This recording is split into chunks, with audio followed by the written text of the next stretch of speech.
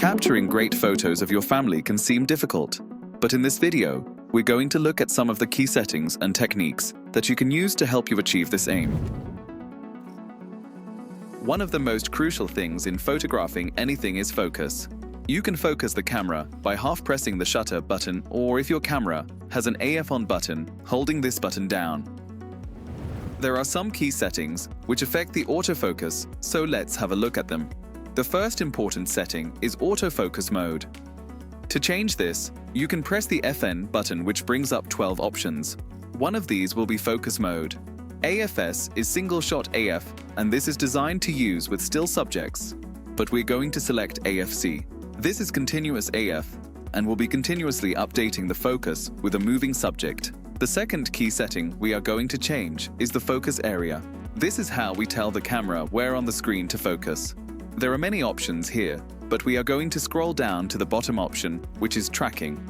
Here you can choose one of the focus areas listed above to initiate the focus, but if you keep the shutter button half pressed or the AF on button held down, then the focus will follow the subject across the screen wherever it goes, and you don't have to keep the initial focus area over them.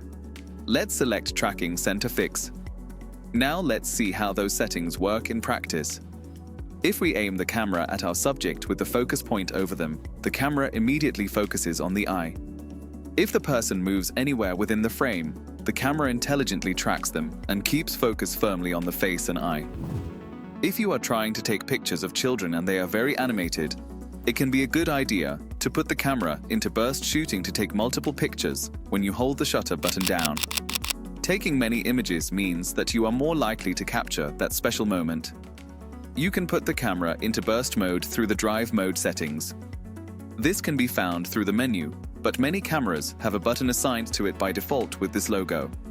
When you access the menu here, you can set the continuous shooting to high or high plus, and this will enable you to fire off many frames very quickly to capture that perfect split-second moment of laugh or smile. When it comes to composition, there are a couple of useful tips to help you get a nice shot.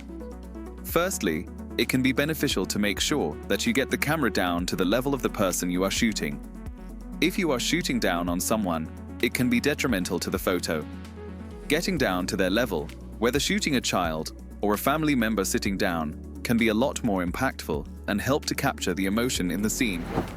Another useful tip, which can be used for lots of photography, is the rule of thirds. With this method of composition, you split the image into 3 vertical rows and 3 horizontal rows. Now, when you compose with the person's body running along one of the lines, or their eye on the intersection of 2 lines, it looks really pleasing to the eye. With this composition, it's also effective if you are putting them on one side of the photo to leave space on the other side where they are looking, rather than to have dead space behind them, unless there is something of significant interest. Sony cameras have a tool to help you with the rule of thirds. They can bring up a display over the LCD screen and viewfinder to help you with the composition. You will find this option within the main menu, going to the Camera tab, Shooting Display, and turning the grid line display to on and setting it to the rule of thirds grid. This overlays the rule of thirds composition on the screen to help guide you, but the lines are not recorded on the final image. Try using the focus tracking and rule of thirds technique to help with your family photos, and check out other videos of the Alpha Academy to improve your photography and movies.